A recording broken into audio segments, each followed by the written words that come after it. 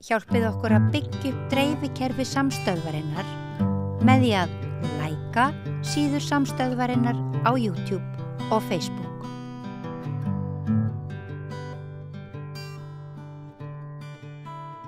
Já, við erum stödd í mesta uppbyggingatímabili Reykjavíkur. Ég hef heyrt fólk á síðasta meirihluta í borginni halda því fram að það hef aldrei verið byggt meira í Reykjavík, en við viljum það líka að það er bara ekki byggt nóg, þannig við þurfum að byggja miklu meira og það er svona ein leið til að horfa á það, en svo er vaxandi óánægja og ég meina þið hafið öll orðið var við það að það sem er verið að byggja er kannski ekkit spennandi, þessi borg sem er að verða til þykir ekki svona, já, fáum sem að kannski benda á að hún sé falleg nema þeir sem hafa bara einhverja beina hagsmuna því. Ég gerir stundum svona ati í svona mönnum og byrti myndir af ykkur svona hluta og ég man eftir því að þá kom alltaf ykkur svona harðir samfélgamenn og sögðu að þetta hús var víst fallegt og þótt að kannski sæði það engin annar. En svona er þetta stundum í borginni, fegurðin er í augunum á okkur, en það er samt ekki alveg þannig, það er til alls konar svona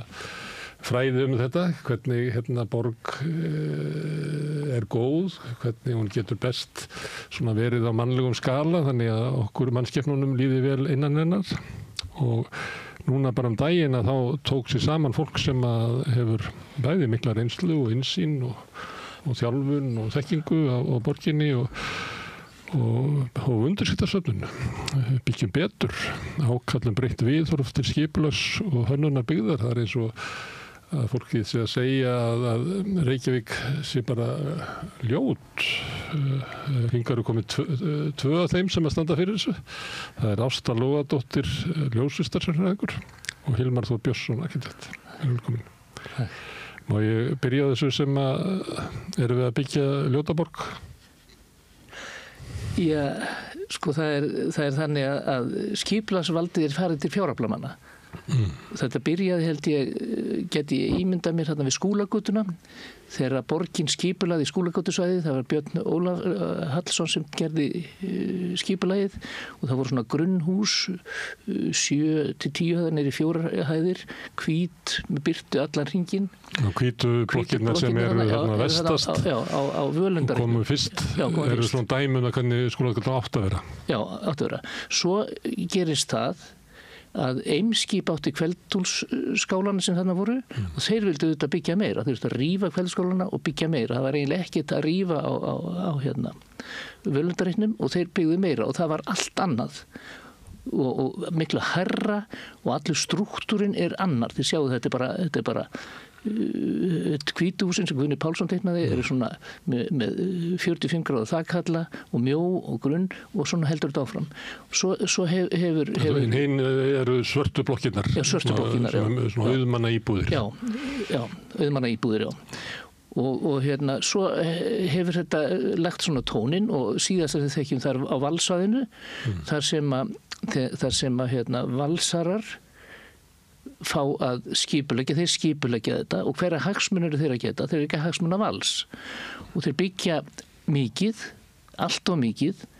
Það er bara að fá eins mikið pening og hægt út úr þessu.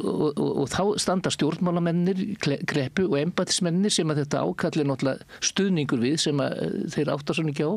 Við vitum það að embættismennir, þeir eru í baráttu við stjórnmálamennina og fjármálamennina. Þeir eru örugglega að berjast í þá, en þeir geta það ekki.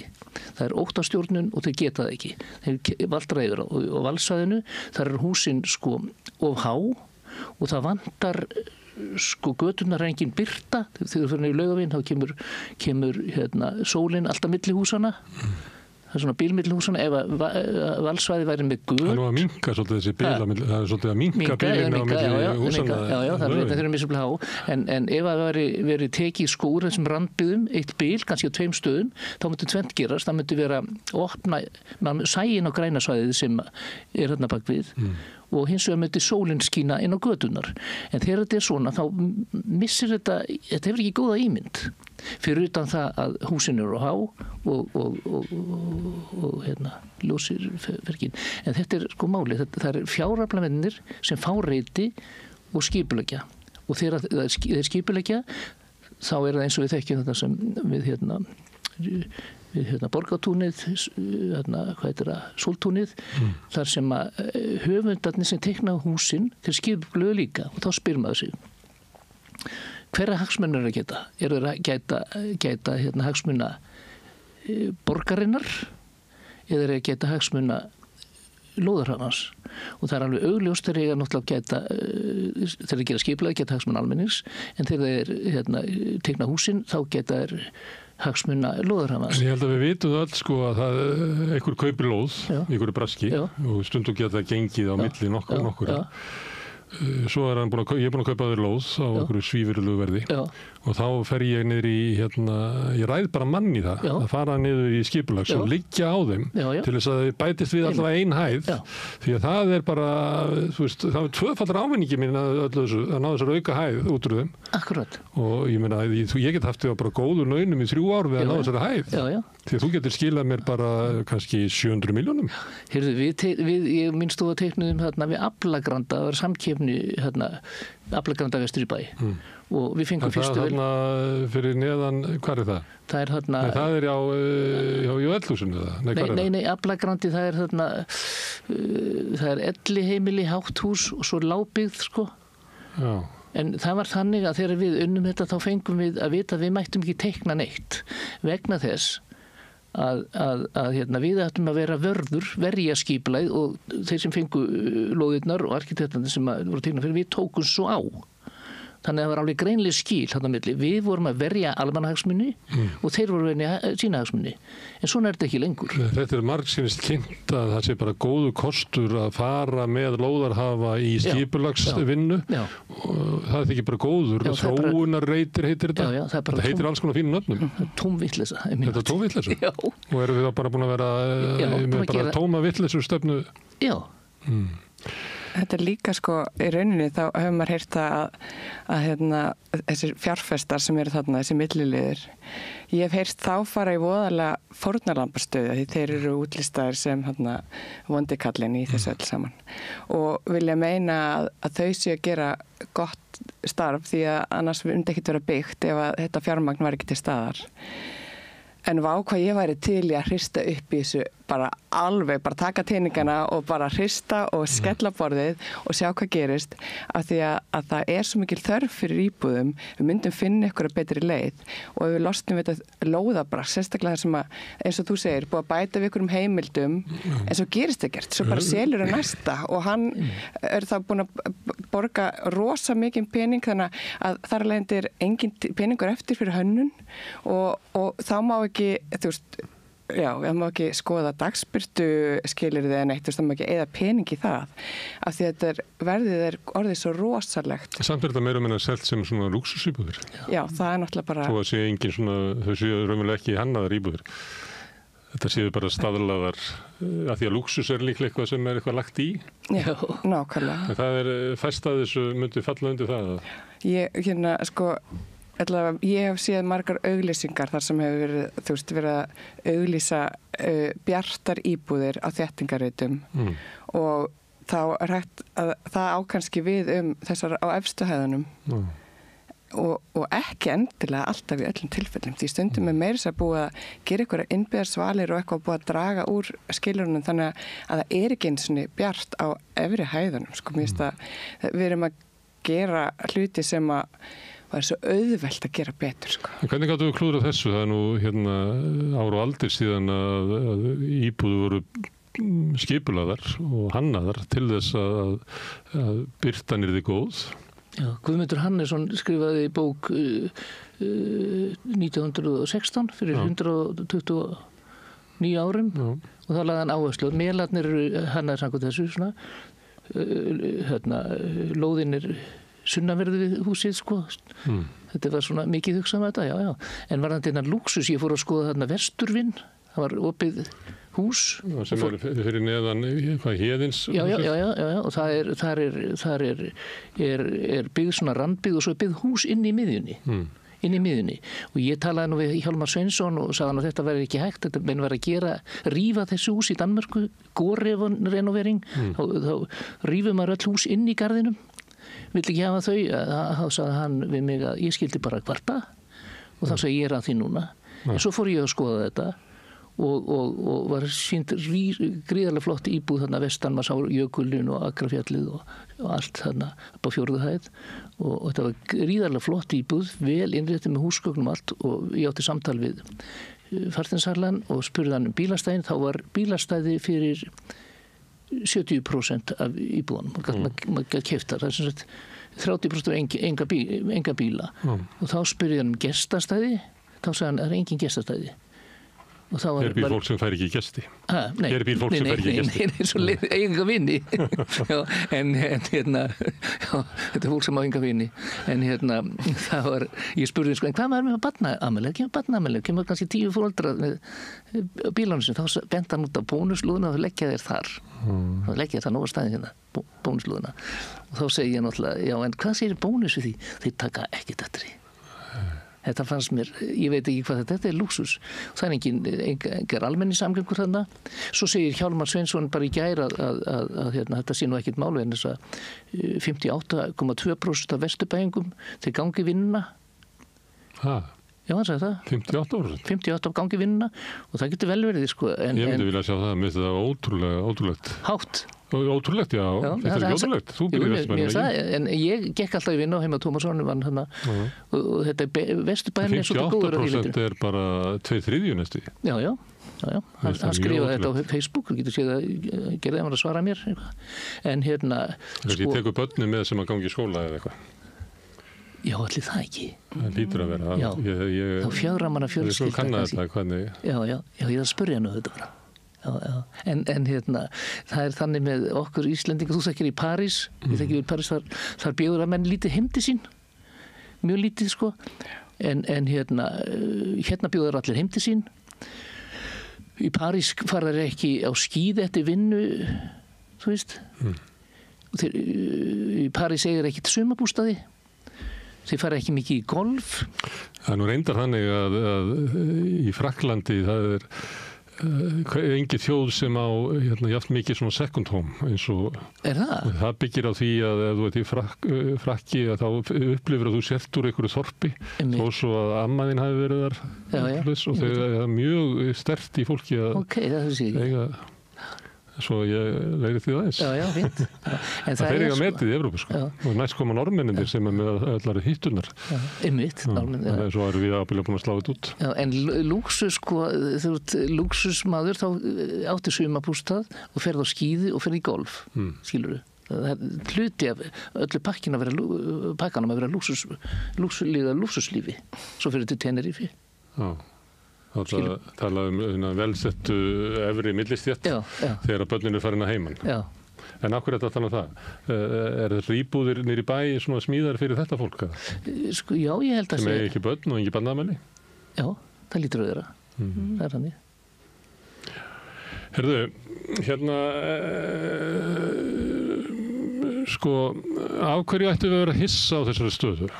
Eitt sem að þið sögðu áðan var eitthvað að sá sem að kaupi lóðina, hann er að reyna að hámarka ávinning sinn og við erum bara þjóðtrú hérna á Íslandi og bara við okkar heimsluta að þetta afl að vilja hámarka hérna hagnað sinn sé drifkraftur sem keyrir áfram samfélagið.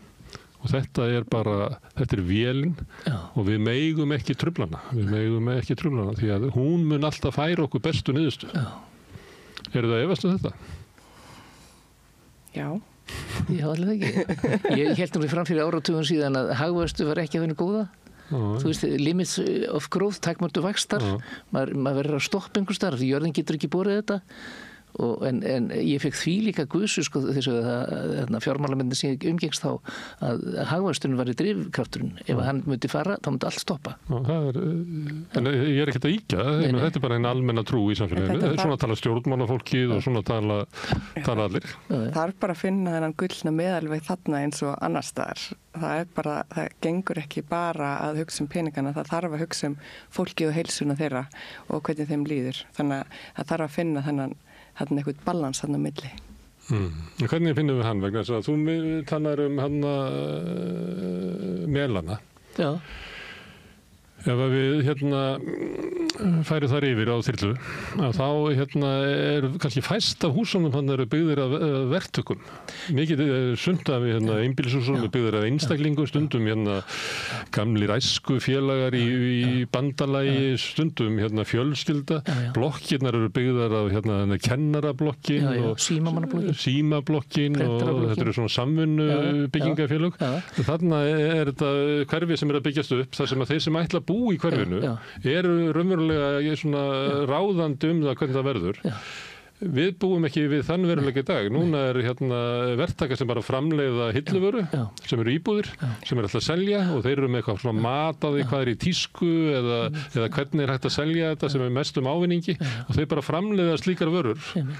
Og auðvitað fáum við þá einsleitar vörur, getur auðvitað vera. Ég er í öðrum hóp sem heit Híbýlaauður og þar var tekið á Hönnunarmars í fyrra og verið að sýna svona prótótýpur af þessum helstu í rauninni formum á íbúðum í dag og til dæmis þessi sem við sjáum allstaðar eiginlega er þetta langa rými þar sem að eldhúsið er komið innst og svo er eitt stór gluggi og þú ert með svona alrými sem sagt. Og svo í einhverjum tilfellum var þetta eldhús ekki lengur inn í rýminu heldur komið með inn á einhvers konar gang. Að það er bara verið að reyna að optimera sem sagt þá notkun fermetra alveg upp í, ég veit ekki hvað. Og það var bara rosa skemmtilegt að Elsa var hvar er eldhúsglugginn? Þú veist, við erum komin í eitthvað svona, eitthvað svona formúli fyrir hvernig þessar íbúðir er að líta út. Allar virðast vera rosalega svipaðar og dýftin á kroppunum, sko, hún veldur því að við fáum bara ekkert ljós þarna inn.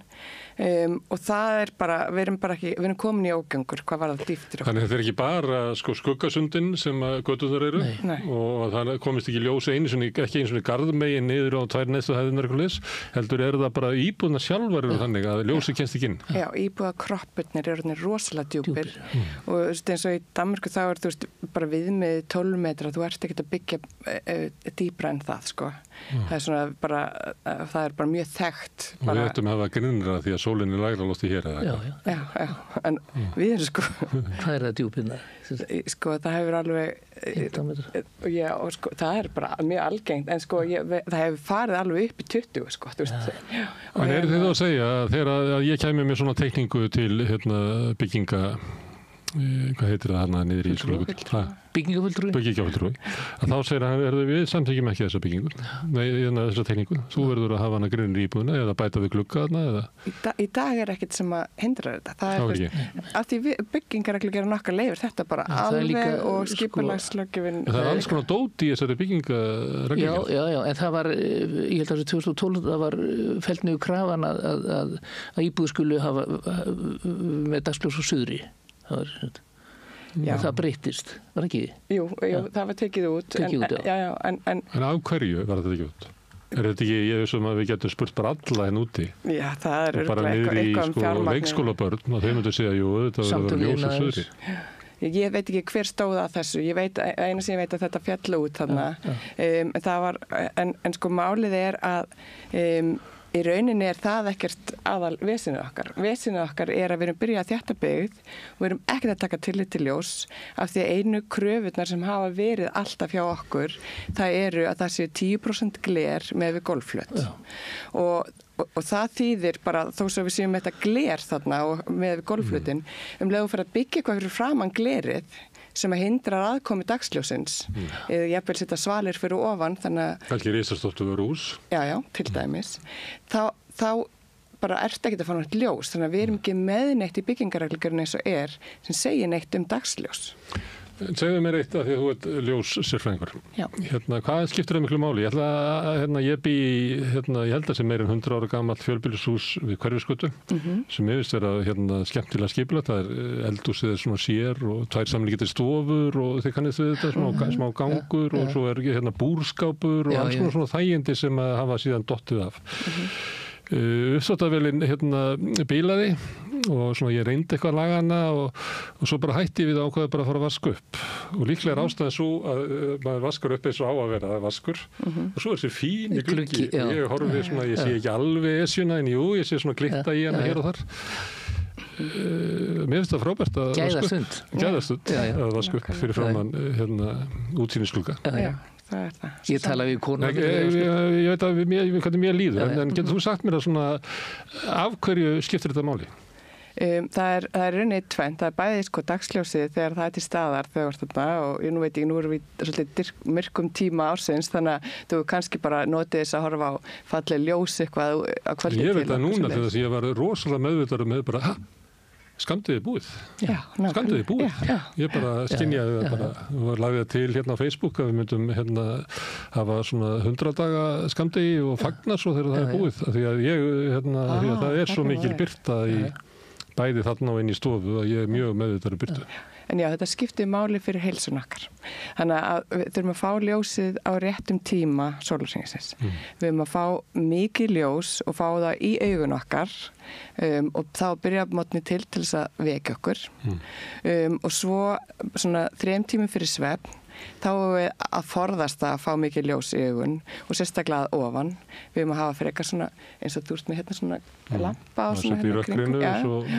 Þá erum við að undirbúa, þá bara segja í rauninni kerfin okkar, nú erum við að fara að undirbúa hvílu og þá byrjum við að framleiða melatonín og þá verðum við þreytt og þá getum við sofið og við erum að hafa alveg myrkur yfir svefntíman, þannig að núna þegar við erum að komast yfir í bjartara tíma ársins, þá þurfum við að fara passa okkur að hafa myrkunagardínur eða sofa með eitthvað skonar grímur eða eitthvað. Að því að það er bara mikilvægt til þess að hafa þarna stöðuga dægursveiflu, þá er bara að gefa líkamann til kynna, nú ætla ég að vakna, nú er ég að fara að hvíla mig og með því að fá þetta og fá góðan svefnin hefur svo gífurlega mikil áhrif á heilsun okkar almennt. En þú ert að lýsa hvernig þetta ætti að vera, en segjum að ég búi í íbúð þar sem eldhúsið er 25 metra inn eða eitthvað og ég var eitthvað rugl í ljósinu og íbúðina, kemur ekki sólarljósið kemur ekki inn í íbúðina. Hvaða áhrif það á heilsu mína? Þarna þarf að fara að vinna með raflýsingu en dagsljósið er bara alltaf best og það er þannig að ég myndi bara mæla með að þú færir bara allt sem þú getur nálægt glugganum og haldið þið bara það. Ég er að spyrja hvað gerist ef að ég gerir þetta ekki? Hvað áhrif hefur það heilsu mína ef að ég hef ekki gott aðgengi að dagsbirtu? Ef þú ert með ruglast svefnin minn og ég byrja að vakna oftar og næ ekki endurnýjun sem svefnin á að vera og byrja að tapa minni þetta hefur áhrif á svefnin okkar. Svona alvarlegt eins og ég er að fara að lýsa. Ég hef ekki lesið rannsóknir sem nákvæmlega sína fram á þetta en þetta hefur áhrif á dægursveiflunar okkar og rauninni getum raskað virkilega ef við erum með alveg eins og þessir rauninni rannsóknir sem hafa sýnt með skjánótkun og svona hvernig þá ertu með mjög stutta bylgjulengdir í augunum á þér fram á eftir kvöldi og það er þá að tefja tíma sem þú getur sofnað. Þannig að þetta hefur allt áhrif en þú veist, nákvæmlega þetta ég hef ekki lýsið rannsóknum nákvæmlega sem þú ert að tala um. Það er vita að segja þetta því að við erum náttúrulega ólík persónulega og bregðumst ólíkt við. Sumi geta að drukja kaffi rétt að fara að sofa og aðrir ekki og það er alltaf. Akkurat, já. En svona, þetta er svona á heildina litið. En þú nefndir Guðmund Hannesson sem barðist fyrir er svona hluti af bara alþjóðlegri bylgju sem kom svolítið seintinga að hafa aðgengi að hreinu vatni og góðu lofti og þá voru hreinsa borgirnar að hafa skolp og fleira en ljós myndirðu segja að það væri svona í þessu kaliberi eins og að hafa aðgengi að hreinu vatni Ég held það, alveg hygglust og að við séum bara að bregðast þar að Guðmundur Hannesson, okkar tíma sem er kannski þið eru bara að benda okkur á það að borgin okkar sé ekki heilnæm ef við höldum þessar línu áfram. Já, það er líka svo margt til dæmis líka húsahæðir það er rannsóknir sína það ef fyrir ofan 3. hæð þá ferðu sjaldnar út Ef þú ert um 7. hæð þá getur ekki fylgst með börnunum þínum, ekki kallað í matinn fram til götunum. Það þess vegna þurfa gluggarnir að vera líka sko. Maður hafa yfirsýn yfir svo ólíklega vildi til að börnir fyrir út að leika. Það nú smá í svona. Sko. Það er minkað sko. Það er bara færri börn úti til þess að fara að hitta. Og líka þau eru ofverndus. Kannski að því að það er verra að venda barn í það sem að byggðin er þétt eða? Já, ég hugsa það. Þú varst aldrei keyrður í skólan? Nei. Þú áttir heima í Álfheimunum, var ekki í Ljósheimunum? Nei, ég átti heima í Ljósheimunum. Já, í háublokkunum þar? Já, bæði á 5. hæð og í kjallara í sömu blokkinni. En hérna, segðu mér, er þetta ekki þessi 8. hæða blokkin? En ég átti líka heima út á Seljavegi, út á Tjarnarstíg og við fluttum, röktustum byggðirnar eins og leigjendur gera. Já. Og skiptum oft skóla og mamma endaði í verkamannabústöðum upp í Breiðholti og það var hennar bara lífsbjörg að losna út af leigumarkaðnum og fá bara hægt og bítandi að jafna sig efnahagslega eftir sín áföll. Ég man eftir þessar blokkir þarna í Ljósheimunum, manni fannst þær alveg gríðarlega háar, alveg svakal og svo Ljósheimablokkin á 12 hæðir, 4 hæðum herra, en þessi Ljósheimablokki þær er ekki 8 hæðir, 7-8 hæðir, það er bara eins og verið að byggja núna. Bara Vesturvinn og þetta er bara venjuleg hæð. En þá var það byggt svoleiðis og svo var bara risa túnflutur. Já, einmitt, og það voru norður og söður. Landsleiki fótbolta Já, fyrst sólinar sko á mótnana og svo húsið grund og fyrst sítið sólina líka. Já, það er mjög mjóar, sko, að við hvað er verið að byggja í dag. Sko. Já, einmitt. Þarna var verið að hugsa út frá ljósinunum. Já. Það er ekki tilvíljun að liggja svona þessar blokki sko, norður og suður. En að þið talið svolítið þetta og þú ert að tala hvernig byggði var byggð sem við þekkjum sko, að öðrum megin við göttuna þá eru húsin upp við göttuna, hinum megin er garðurinn upp við göttuna, þetta er í Þingholtunum eða Skólavörðuhæðinni frekar og í Melónum. En maður heyrði það til þess þegar það var að vera að skipuleggja flugvallarsvæðið, það var einhver keppni og skoskir menn sem unnuðu það ekki, að þá var mikil svona löngun hjá borgaryfirvöldum að fá svona borg, þar að maður gengi beint út á götu, eins og er í útlöndum, hjá séðuðu fólki sko, að losna við þetta svona sveitalega hugmynd. Hvað, ertu bara á móti? Nei, þeir segja það að þeir vilji Reykjavík verið meiri borg. Ég vil verið meiri Reykjavík, sílurðu. Má ekki týna rótunum, sko. Þetta er Reykjavík hefur sérstakkenni og við erum að viðhalda því. Við viljum ekki Reykjavík eins og Barcelona eða whatever, skilurðu. Það vil ég ekki. Já, en það er alveg hægt að ná þessu með öðrum hætti. Þú veist að það er svolítið svona íslenskt að finnast það sem að við eigum ekkert sérstakt, sko. Við viljum frekar vera eins og í útlöndum, sko. Já, ég veit. Heldur að það hafi stýrt þessu? Já, ég held það. Já.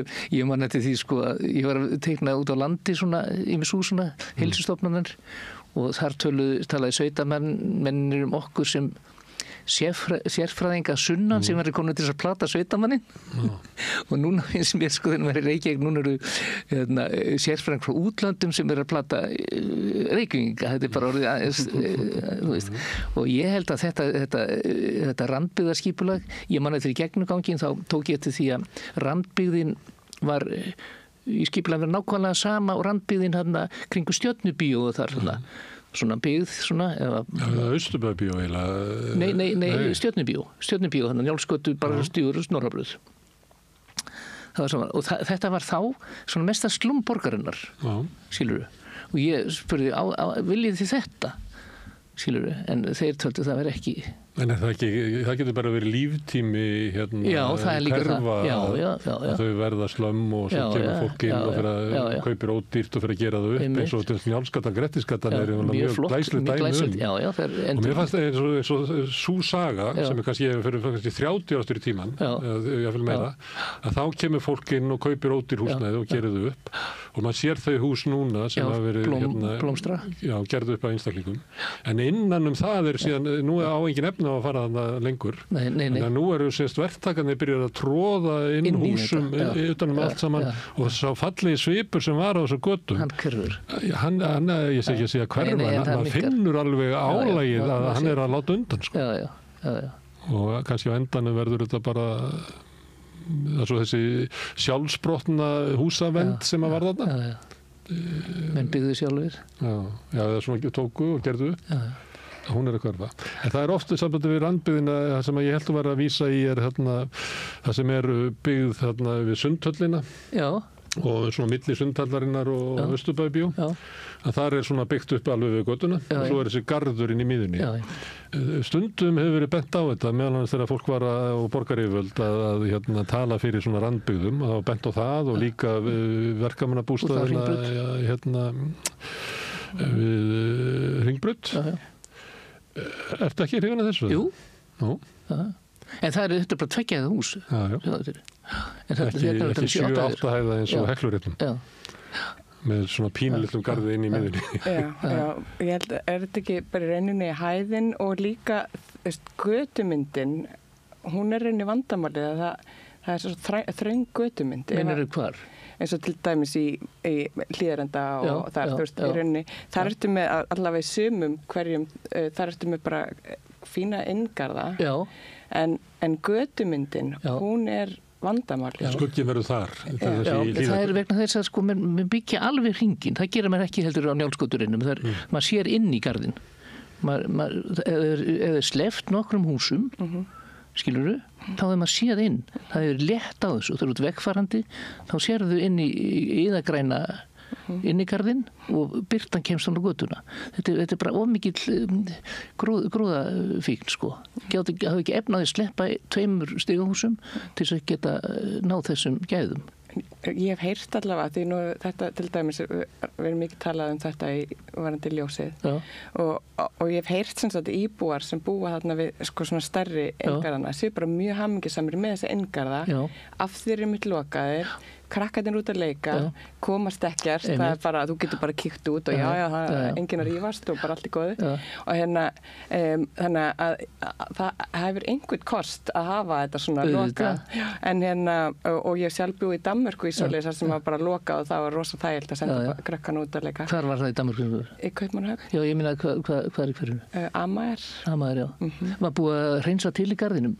Við vorum með tennishöll. Já, ég meint, já. Þá hefur verið búið að renovera. Það voru áður sko girðingar, öskutunnur og lókum í góren og svona. Þannig er húsið sem ég var að nefna þarna sem er á milli Sundhallarinnar og Austurbæbjós. Ég labbaði þar í gegnum daginn og þar voru svona girðingar inn og eiginlega bara öskutunnur og ég hugsaði eitthvað, þetta er eitthvað skrítin nýting á og þess að rosalega, ég fórum með þess að hugsa það mér langaði að googla sko magn af sorpi sem kemur frá okkur af því að sko öskutunnundar voru orðnar svona bara bara ráðandi fyrirbrigði inn í þessum garði sko. Af því að hver þarf að hafa sín sett sko.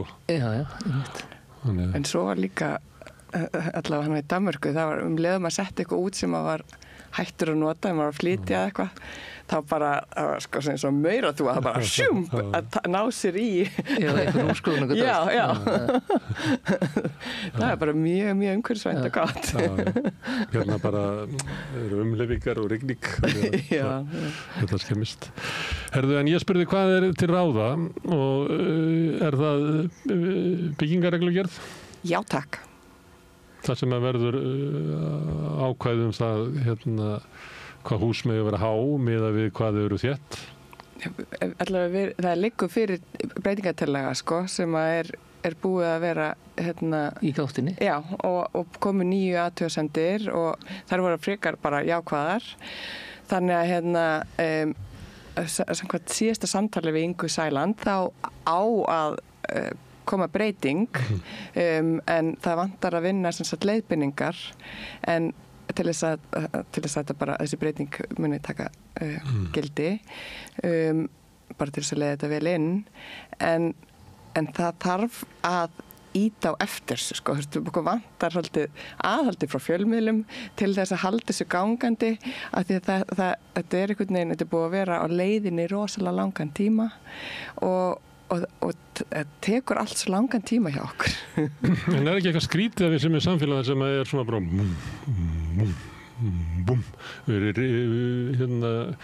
ríður verktaki sér áfram og þetta áviðu meira, ég meina verslanir okkar, þær eru út á Granda og í Skeifunni og það er þú ert að tala Vesturbæinn þú býrð á Tómasarhaga ekki? að það ekki mikil þjónusta í hverfinu. Nei. Já, það Melabúðin. Melabúðin sem eiginlega bara eins og svona félagsmiðstöð. Já, maður hittir alltaf nágranna sína. Sem að sýnir raunverulega hvaða gildi eitthvað svona fyrirbrigði hefur að þeirra lukkast vel. Já, maður þekkir þá sem er til Melabúðina, svo fer maður út á Granda, það þekkir maður engan. Nei. Það markhópurinn svo stór. Þar ertu með bara flæmi af bílastæðum. Og einhverja skemmur og þú ferð inn og þarft til að vera á bíl til að versla þú versla svo mikið einhvern veginn og það bara fólk aðlaga sig einhvern veginn að þessu kerfi og að sömuleyti verður þetta sko og það voru mistök að leyfa matvöruverslanir á Hafnarsvæðinu. Ég held að verið þegar Vilhjálmur Þ. Vilhjálmsson var borgarstjóri eða skipulagstjóri sko þá tæmdist sko verslanirnar við Dunaðan, það var verslanir þar og við Hjarðarhagan og við Nesvegin og Garðarsbúð Fjörumel, þær dóu bara og þá þurftum við alltaf að fara að keyra sko 3 kílómetra hvora átt til þess að kaupa í matinn. Þetta er náttúrulega í París sem þú þekki vel, það þekki maður konurnar með svona vagna. Ég fekk mér svoleiðis þegar ég bjó í París. Var ekki, já. Labba svona og kaupir inn og kaupir osti á Östarkaupmannum, kjöt fyrir sláturarannum. Og þú getur gengið til heimilislæknisins. Gengið til heimilislæknisins, og þá er það ekki þannig, það er ekki 18 heimilislæknar á einhverju hæð, sko, það er bara einn heimilislæknir á efri hæðinni fyrir ofan apótekið. Og svo getur gengið í apótekið. Þú er búin að missa, þú hefur labbað líklega í Vesturbæra apótek, nú er það bara kaffi vest. Ég veit ekki, og ekkert pósthús, sko. Og ekkert pósthús, sem að maður án og kannski minna er þetta í. Já, ekki bóki. En það er líka félagslegi þátturinn að maður hitti nágranna sína. Maður heilsar þeim að labba Tómasarhagann og svo heilsaði maður nám. Þú átti að vera eins og bakari hjá þér bara á horninu. Já, Átni í Átnabúð. Það er farið. Það er farið, hvor er það ekki farið? Já, en það er nú bröð er þarna rétt hjá Kaffi Vest og svo er Björnsbakari út á það. Ég labba oft þangað sko. Þessi breyting að hún er bara breyttir viðskiptahættir sem að þröngva upp á okkur eða við styðjum bara breytta lífshætti. Það er opnustefna búið til 15 mínútna hverfi að menna ekki geta hlappað í alla þjónustu. Það er hvergi verið að gera það hér. Nei, það er hvergi verið að gera það. En þegar það er, þá ámar ekki að leyfa matvörubúðir sem er frá hverjum stegi sem er ekki í göngufæri. Það er bara ekki að leyfa það. Já, en að þið nefndu þarna Valskörfið, þarna Hlíðarenda. Þar voru fréttir það að gengi illa að neðstu hæðinni átti að vera þjónusta. Og það gengur bara illa að komin út. Líklega er eitthvað svona naglastúdíó og síðan kom svona krambúðar sem að einhverjir feðgar reka. Sem er svona, ef þú gleymir mjólkin í búð. En það er ekki mikil þjónusta þannig. Samt er hún sko klofin frá öllu annari byggð bara með sko hraðbrautum sko. Ég myndi ekki eitthvað vilja fara inn í það búð. Lýsinginnar er hræðileg. Hafið þið séð þetta? Það er svo mikil. Já, bara sko virkilega kalt og mikil. Ég fæ ofbyrti bara að fara fram hjá þarna sko. Það er ekki mjög aðlægandi. En það hefur ekki tekist þótt að segja í skipulaginu og myndunum, arkitektamyndunum að þá eru lífleg verslun og þjónusta en hún er það bara ekki. Nei. Það er ég velta fyrir mér sko að hugmyndir ykkar að sko snúi þessu við ef það er eitthvað svona bara mjög sterkt afl sem að vinnur á móti og ef ég fer aftur í Melana að þá er það byggt upp þess að við getum sagt að sko ákvarðanir í uppbyggingu borgarinnar voru tiltölulega valdreiðar og lýðræðislegar. Og það voru mjög nálægt þeim sem ætluðu að nota vöruna. Við erum bara komin langt frá því sko að lóðir eru boðnar upp, það er bara verktakar sem hafa efnaði, þeir sem aðgengja fjármagni, þeir sem geta farið í bankan og fengið lán til þess að kaupa þetta og þannig þar með þetta komið bara í hendunar örfáum og þeir bara eru búin að taka öll völdin af okkur. Og á hverju ætlum við þá að setja upp svona aðhald fjölmiðla og eitthvað svona spjalla okkar í vonum að milda hjarta verktakana þannig þeir hætti að suða út aukahæðina og græða 750 milljónir af því að við vorum svo helviti kjarnirt í þessu þætti. Þetta er ekki raunhæft. Nei. En það verður hægt að hafa úthluta lóðunum með öðru hætti. Úthluta eins og það var gert í gamla það. Prentarar, fjölskyldur, káeringar, ekki í Vesturbænum sko. Ég átti í Símamannablokkinni og það búið til húsfélag, svo reyður arkitekt og Þóri Það er til Baldursson. KR-blokkin. Það er til KR-blokkin. KR-blokkin 2 við Kaplaskjólsveg og einn við Birkimel, kallað KR-blokkin. Og þeir fengu bara arkitekt og svo var þetta búið út og var byggingamistari. Það talaði meistaraveldið þá. Nú var að verktaka og fjárfestingafélagsveldið og það var meistararnir kom að þessu þegar ráðnir að verkið buðu í þetta og það var múrarameistari, trésmíðameistari, verkimeistari. Þau sem ætlaði að búa þarna, þau stjórnuðu þessu. Þeir stjórnuðu þessu, já. Það er náttúrulega hlýtur að vera rosalegt gildi fyrir samfélag. Að þeir sem ætla að nota það séu með vald. En við mistu það. Já, hvert? Til verktakana. Já, og gegnum hvað? Með uppboðum. Gegnum stjórnmálumennina. Já, með því að trúa því að besta leiðin til þess að byggja borg er að elta þann sem að verstu mesta arðsemin. Já. Og það er ekki einn sérstök arðsemi ef við tökum okkur saman og byggjum eitthvað raðhús. Það mælist ekki einu sinni þótt að hægt að finna það út að það sé þjóðhagslega hagkvæmt. Það tikkar ekki inn í einhverja mælingar. En það tikkast inn ef að einhver verktaki skilar milljarði í hagnað, þá þykir það að vera gríðarlega arðsemi í byggingarinnu. Það var ekki arðsemi þegar við byggðum raðhús okkar, við bara fengum heimili og ég fekk að servisku minni hafa herbergið aðeins minna við ganginn og eitthvað svoleiðis. Það var arðsemin og þú breyttir bílskútuðinum í vinnustofu. Þannig þetta mælist ekkert. Þú heldur það sé vandinn? Ég veit það ekki. Ég held að við þurfum svona einhverja það sem knýr kerfið áfram. Já, það er málið. Ég held að við erum að vera með, fara bara alveg þangað. Ég náttúrulega sósíalisti og power to the people. Ég veit það. Mér finnst að fólk að ráða sjálf hvernig það byggir upp í borgina sinni. Ég hef enga trú á því að verktaka gerir það vel fyrir okkur. Nei. Og ég hef enga trú á því að við mildum hjarta þeirra, sko. Ég hef ekki trú að við mildum hjarta þeirra, en ég hef hins vegar trú að við erum með eitthvað regluverk sem passar upp á okkur og förum eftir regluverkinu, að sé eitthvað eftirlit eftir því, að þá held ég að við getum alveg gert vel og líka haft, nær þessum gullna meðalvegi, við erum aldrei að fara að vera þar nákvæmlega, en að vera eitthvað staðar þarna á bilinu, það held ég held að það er það sem við þurfum að skoða, sko, bara að því að ef þú farið ekki leyfi til að gera þetta þá þarftu að fara að finna út úr í hvernig þú gerir vel. Ég reyna að skilja þróunina því að þetta er náttúrulega frá melónum og hekluritnum, þetta er náttúrulega umbreyting á samfélagi, hvernig ákvarðanir eru teknar. Þegar að við fengum að byggja ráðhús okkar eða símablokkina og allt þetta, að þá var byggingafulltrúi sem hafði Hilmar minni, Hilmar alveg rosalega yfirvaldið okkar. Síðan færist ákvarðanirnar yfir til verktakanna og fjármagnsins. Að þá allt í einu segja það gagnrýni Hilmars að stjórnmálamenni gáfu eftir. Að þá allt í einu ríkisvaldi var nú ekki byggt upp til þess að siða auðvaldið og verktakana. Það var byggt upp til að siða okkur. Þannig þá byrjar það að láta bara undan og þetta getur ekki stoppað fólkið sem að drifkraftin í samfélaginu sem að vil byggja svörtu blokkirna niður á Skúlagötu og við getum ekki stopp og það er kannski það málið að stjórnmálafólkið lítur svo á að ríkisvaldi sé til að siða almenning en þjóna hinum. Þetta þekkjum við í fiskaldinu, þetta þekkjum við vitum þetta.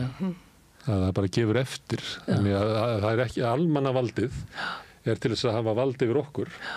Almannavald er ekki til þess að hafa vald yfir. Þá var það spennandi núna þegar Inga er komin með þetta sitt borð. Ég held að hún sé ekkert mikið að þjóna auðvaldinu. Þegar við trúa á Sofíu Frænku.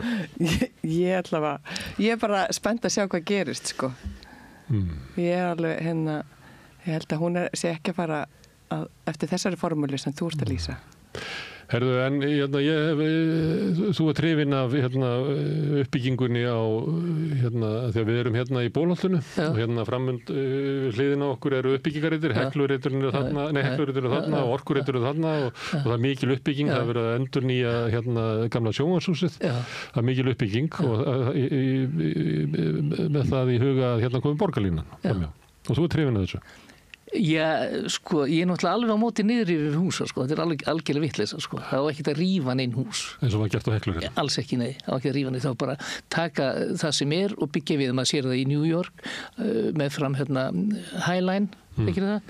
Það var maður horfir á gamla, þetta var sko hafnarsvæði þarna á vesturhliðinni og öll pakkhúsin þarna með stórum inngangshurðum, teinarnir þarna göngulið og það ekki rifið neitt, það byggt hávís ofan á þetta og þetta bara þannig, menn ég held að sé líka svo dýrt að rífa í New York, að koma draslinni burt er svo svakalega dýrt, ég held að sé hluta þessu, en þeir gera þetta ekki og ég á því að það átti ekki að rífa neitt hérna, áttu bara að láta þetta vera og byggja þessu komu, áttu að vera taka mið af þeim. En það er annað sem ég vil vekja athygli á, að ég er mjög fylgjandi borgarlínunni en ekki þeirri útfærslu sem er í gangi hérna. Það er þannig að hérna, í Danmörku til dæmis, þegar maður lagði metro út í Örestaðinn, þá lagði maður teinana fyrst, iðnaðarmenn sem byggðu húsin notuðu lestina, það var engin hús, svo komu húsin og íbúarnir og fóru þeir að nota lestina.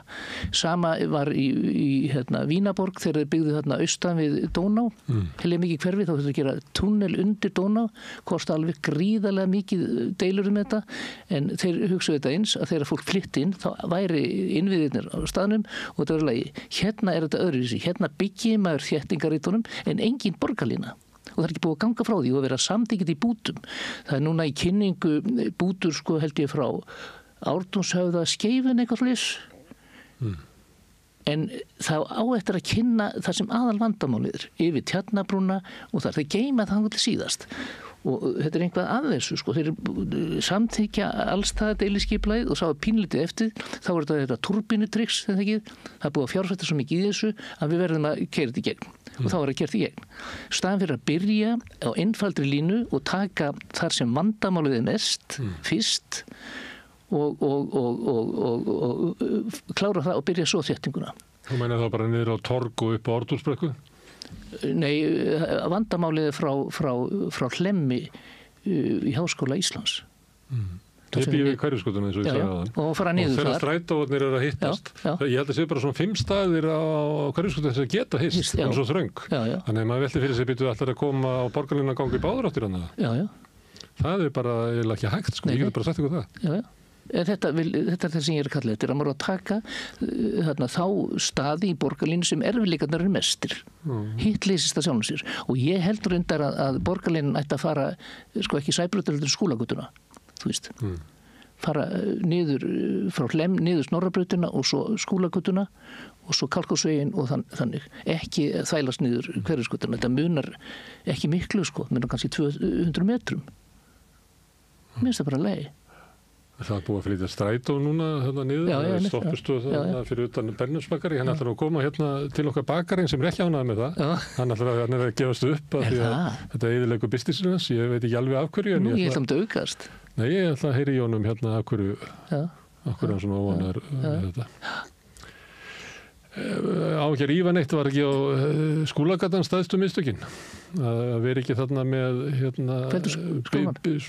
þetta miðaldaþorp sem að Sláturfélagið var, ég vann þar eins og ný og það var eins og miðaldaþorp, það var ótrúlega skemmtilegur svona furðuleg þyrping húsa með svona inngarði og ég sakna þess, ég held að þetta hefur verið stórkostlegt svona menningar svona grjótaþorp, stórt grjótaþorp. Alveg stórkostlegt. Lindagatan og þetta. Hún fekk þetta þegar hún var látin fara af Guðrún Jónsdóttir frá skipulagi þegar Davíð tók við 1982. Þorvaldur S. Þorvaldsson var ráðinn og Guðrún var látin fara. Þá fekk hún þetta til dúsu og vann í því 2-3 ár og gerði einhvað skipulag í þessum handarsmáttalum. Þessi kveldúrskálar voru rosalega flott vandahús. Ég held að þeir hefðu ekki verið rifnir, hefðu bara, þetta er svo Le Hall í París, það munaði kannski bara 5 árum. 5 árum setna hefðu þetta aldrei verið rifið, sko. Hefðu aldrei verið breytt. Það er búið að byggja 2 sinnum, eða 3 sinnum. Það ekkert virkar. Ekkert virkar. Ekkert virkar, sko. Það er búið til svona sendir. Ég kom þarna mikið þegar pappi minn og mamma var maður fór þarna á mótnana klukkan 5 á mótnana, fekk sér lauksúpu, þá voru slátrararnir að ná í kjötið. Og þeir voru alblóðir og þarna voru konur, sko, glæsikonur í hvítum minkapelsum að fá sér lauksúpu eftir djammið Þetta var rosalega skemmtilegt. Man settir þessu? Ég ungur til að muna eftir. Sko. Þetta var alveg ferlega skemmtilegt. Bílarnir alveg með, þetta var mægi Parísar, allir. En þú sérði þetta alveg í götunum, alveg í kring, hvaða sko miðjalu var. Af því að þú sérði að það er svona góður matur, þú getur eiginlega labbað eftir svona tilteknum götum og það er eiginlega leiðin sem að fólk kom inn í borgina og út úr henni aftur.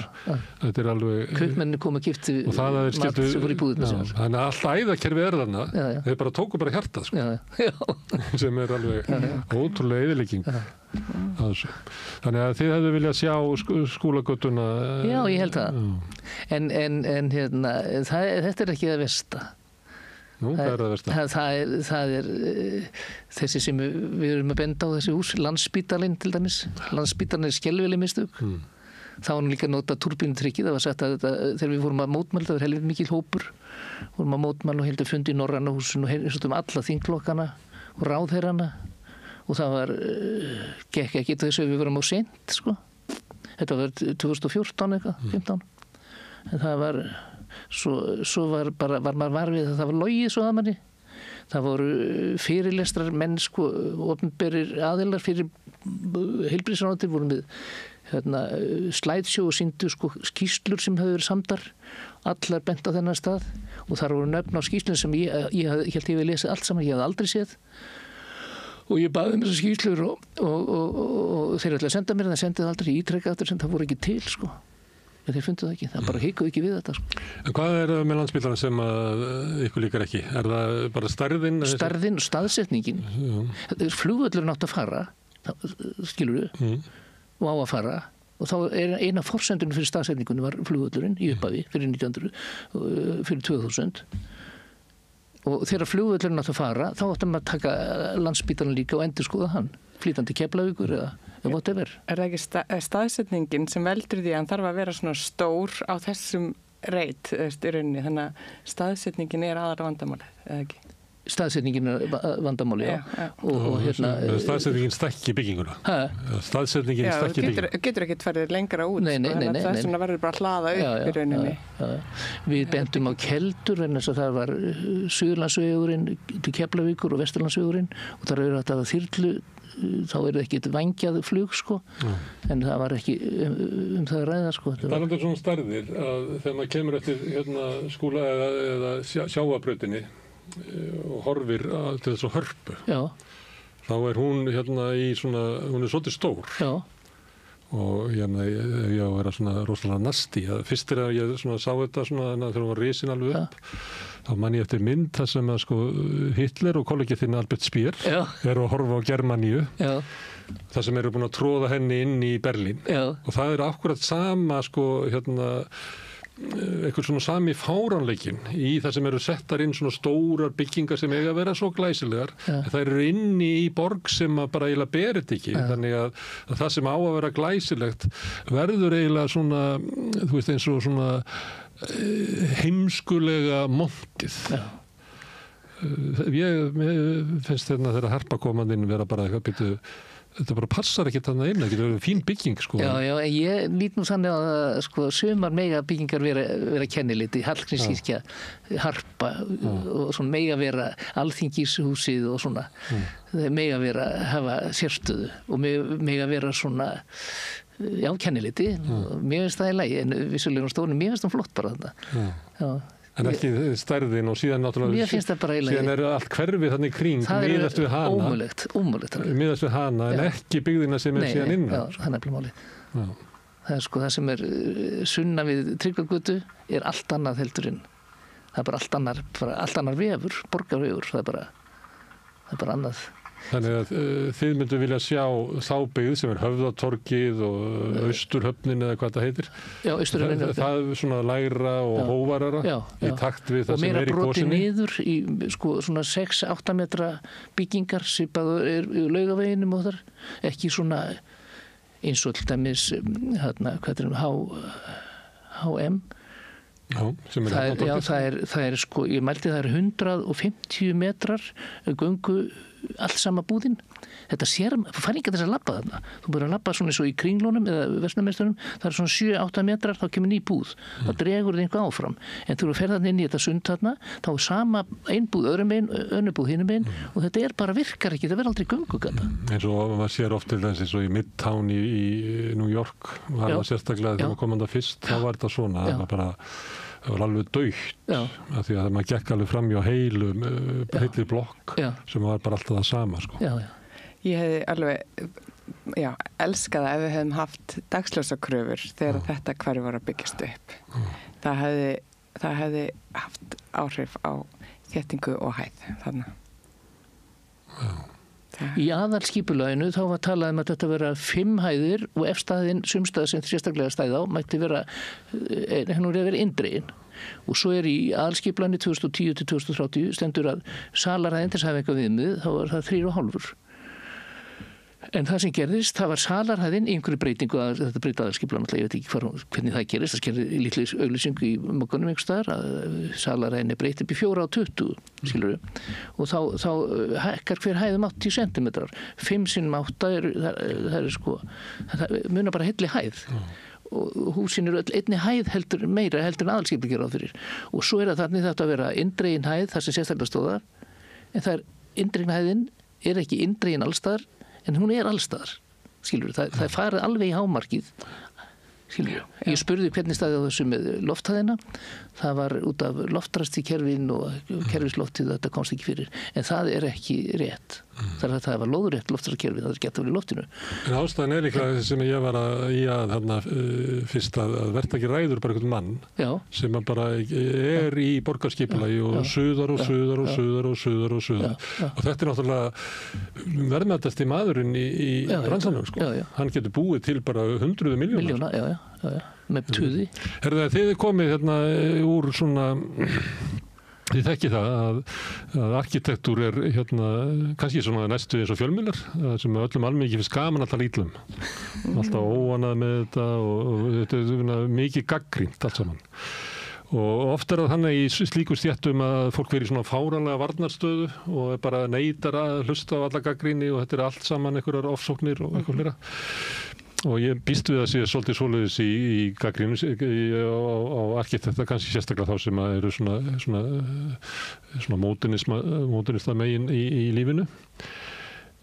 Óttust þið ekkert að koma og raunverulega vera að taka undir svona gagnrýni á arkitektúr og skipulag? Nei, en ég get alveg sagt að ég byrjaði á blogg, ég skrifaði í Moggan í 2-3 ár og þá var ég voðalega svona skeitað yfir þetta, svona voða vanlega, vikulega. Svo fyrir ég að blogga var ég svolítið grimmaraður en aðeins eldri en ég var að hugsa þetta því að ef einhver spyrja sömu spurningu að ég hef alltaf fagnað gagnrýni vegna þess að mér gagnrýni bara í lagi. Ég hef aldrei skilað einasta verki sem ég hef verið fullkomlega ánægð með. Ég hef búin að byggja 500.000 fermetrar, við tók það saman sko aldrei verið ánægður, ekki einu sinni með ég fengi nokkra fyrstu velunartillögur alltaf fundið einhvað að þeim. Og þið frekar óánægðri með að ferja velun? Nei, þetta var bara það sem ég náði á þessu tíma og gat ekki gert betur en ég finn hvað að og menn að spyrja mig og sagt að spyrja hvað finnst þér Grafarvogskirkju, hvað að henni, ég veit það en ég ætla ekki að segja ykkur það og svona, og mér finnst að menni að vera menn til að taka þessu bara, þetta bara út af rithöfundur þú bara tekur í gagnrýninni bara vel. Þetta eitt en ég sko annað kannski hérna því að það kannski ég segi ekki Sigmundur Davíð en svona við sjáum þetta kannski í svona útkverfum Bandaríkjanna sem svona hugmyndur það hvernig gott heimil og það bara einhvern staðnað hugmynd sem við byrjaði að byggja einhvers staðar í Queens og síðan hefur verið dreift út það sem hefur verið að byggja raunverulega ekki þetta ekki heldur sko staðarmynd eða neitt þetta eitthvað bara svona útópísk hugmynd úr hérna frá kannski 7. áratugnum að allt átt að vera svo gott og rólegt og fólk vil fá svoleiðshús sem eru, þú veist, ekki beint arkitektúr, þetta eitthvað svona þeir ekki hræddir að þeir eru að vera að gagnrýna það sem nýja sem gert að þá komi upp svona eitthvað svona svolítið svona gamaldags kitsuð hugmyndum hvað notalegt. Sko ef ég tala fyrir mig þá þú veist þá ég ekki arkitekt þannig að ég er svona kannski ósanngjarnt að ég sé að segja eitthvað svona slæmt arkitektur og ég telur mig í rauninni ekkert vera að segja eitthvað slæmt arkitektur af því að það sem arkitektur að gera, þeir að vinna vinnuna sína eins og þeir eiga að gera því þeir að uppfylla þessar kröfur sem til staðar og það sem ég í rauninni að setja út á að við séum ekki með kröfur til þess að passa upp á fólkið sem að mun koma til með að velja í byggingunum. Þannig að það í rauninni svona mitt ástæðan fyrir að ég hoppa með á þennan vagn. Þar að því ég sé að hérna mikil áhersla á fólkið og heilsu og líðan þeirra í þessu umhverfi sem við erum að skapa og út af því að við erum byrjað að byggja svona þétt og mikið, þá er þetta komið út í óefni hjá okkur og ég veit alveg að þetta er ekkert arkitektunum að kenna eins og við tölum hérna, það kerfið okkar bilað og við þurfum að fara að taka okkur betur saman sko, til þess að geta fengið tækifæri til að gera óslega vel. Og það var svona eftirlit til þess að berga okkur frá svona iðnaðarselti í matnum. Þetta er bara þannig. En þú ert arkitekt og ég náttúrulega að vísa kannski að Karl Bretaprins sem núna kongur sé ekki svona dæmi með sig við og þú kannast að því að arkitektar hefðu gert meiri skaða í London heldur en loftárásir Hitlers. Já, það sagði þetta. Og fekk bátfyrir, en það er alveg tilfelli. Ég kem ekki til Parísar og þeir bönnuðu að byggja hávís utan við periferíuna 1970. Það kom þetta Montparnasse-turnin og svo nokkra hvað Grenell vil hérna á Eiffelturninum. Svo hættu þeir þessu og fer ekkert upp. En þetta höfðu Lundúnar búar ekki vita á og það er búið að skemma borgina. Hún bara algjörlega ónýtt. Og það er nú kannski síðustu svona 30 árin þar sem að þessi stóru turnar eru byrjað að tróða sér allstað. Og þetta er alveg rétt hjá Prins Charles ég hafa svo bók þarna London, Visions of London held ég með akvarellmyndum eftir hann og svona, þetta er helviti fín bók og hún var mikið, ég keypti hana fyrir svona 40 ára síðan menn við erum sína kollegum mínu og það fannst þetta bara fratt, hans sjónarmið. Það var svona, en þetta er svona, en það er líka eitt sem að ég er aðeins komið inn á að þóknun til arkitekta er of lítil. Þeir hafa ekki tíma til að hugsa þeir menn eru að teikna fyrir verktakana og verktakar vilja það sama, það er svona hjarðeðileg, svona trend svona, og þetta með eldhúsin inni sem er svona og þetta er svona, fólk vil hafa þetta, konan vinnur úti núna, hún vill vera með fólkinu, kallinn og eldar og þau vaska saman og þetta er svona fjölskyldu svona, og þeir eru með þetta sama og hafa ekki efna á því að hugsa arkitekturnar af því að þóknunin hún er svona einhverjum helmingur eða 1/3 af því sem að fasteignasalinn tekur. Ef fasteignasalinn selur íbúð sem kostar 100 milljónir þá tekur hann 2%, það er 2 milljónir. Það gerir svona samning við 1,6%, eitthvað svona, það var 1,6 milljónir, en mér skilst arkitekta þeir sé að hanna blokkinnar og taki 600.000 krónur fyrir hverja íbúð. Og þeir teikna íbúðina einu sinni, en fasteignasalinn hann selur hann á 8 til 10 ára fresti. Þannig að ég held að þetta sé málið. Og þegar við skriðum þetta þá er þetta stuðningsyfirlýsing líka til stjálfarstarfandi arkitekta og embatismanna, þetta er stuðningslýsing fyrir allar sem koma bygginga innanum, finnst mér. En þeir upplifa þetta ekki þannig. Maður les það, ég er að fá skammir sko, eins og segja þetta sér Herðu, en þið hérna standið að undirskriftalista sem má finna inn á Ísland.is, það heitir Byggjum betur, ákallum breytt viðhorf til skipulags og hönnunar byggðar. Og ég ætla að leyfa mig bara að lesa, þetta er nú stuttur kafli sem að fylgir og sem að fólk er að skrifa undir. Það er við undirrituð krefjumst tafarlausra aðgerða til að stöðva núverandi þróun borgar og bæja hérlendis. Það er skipulagning og uppbyggingu hverfa og húsa sem fyrst og fremst eru mótuð af hagsmuni fjármagnsins fremur en almanna heill. Við hvetjum til þess að borg og bæir verði mótuð með hag og heilbrigði samfélagsins í fyrirrúmi, eigi rætur í menningararfi okkar, að byggða mynstur og húsagerðir hæfi hnattstöðu landsins og skipulag lúti þeirri reglu að fegurð, gæði, fjölbreytni og hagkvæmni verði leiðarljós sem skapar almenningi best lífsskilyrði. Við krefjumst að reglugerðir og skipulagslög verði endurskoðuð með það markmiði að réttur almennings til að lifa í heilsusamlegu og uppbyggilugu umhverfi sé ætíð í öndvegi og tryggt sé að menningarsöguleg verðmæti og staðarandi séu virt. og þetta getið skrifað undir ef þið farið inn á Ísland.is og leitið að undirskriftalistum. En Ásta og Hilmar, takk fyrir að koma hingað og spjalla borgin okkar fyrst og fremst. Takk fyrir að koma. En við höldum hérna áfram við rauðaborðið að reyna að skilja þetta samfélag sem við lifum í, sem að breytist mjög ört og heimur líka. Við reynum að halda í, en næsti kafli eftir augnablik. Þarftan að tala af borgarfulltrúa. Borgarfulltrúar Sósíalistaflokksins eru með viðtalstíma alla mánudaga klukkan 13:30 til 14:30. Það þarf ekkert að bóka tíma, endilega kíkjum við í Bólholt 6, 105 Reykjavík.